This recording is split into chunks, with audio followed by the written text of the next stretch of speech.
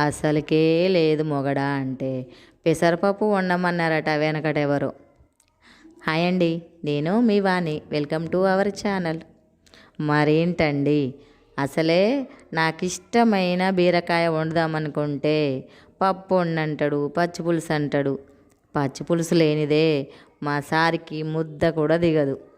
ఆయనకి పచ్చిపులుసు చేసి నేను కూర వండుకుంటున్నాను. అన్నట్టు ఈ జనరేషన్ పిల్లలు ఆకులు కాలినాక చేతులు పట్టుకుంటారు కదా. సంపాదించే సంపాదన మొత్తము ఖర్చు పెడతారు. తర్వాత అయ్యో డబ్బులు అని వెతుక్కుంటారు. దీపం ఉన్నప్పుడే ఇల్లు చక్కబెట్టుకోవాలంటారు కదా. సంపాదించేటప్పుడే పొదుపు చేసుకోవాలి.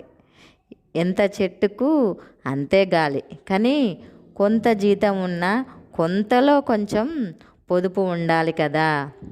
వయసునాడు కన్నా బిడ్డ అన్న ఉండాలి, వయసునాడు సంపాదించిన సంపాదన అన్న ఉండాలి అంటారు వెనకట. ఏంటి ఈరోజు మొత్తము సామెతలే డబ్బు గురించి చెబుతుందిమే అనుకుంటున్నారా? మరి కదా అండి, ఈ రోజుల్లో డబ్బు పొదుపు లేకపోతే మనకు ఈ రోజుల్లో చాలా కష్టంగా ఉంటుంది కదా బతకడము. కొంతలో కొంత అయినా డబ్బులు పొదుపు చేసుకోవాలి కదా.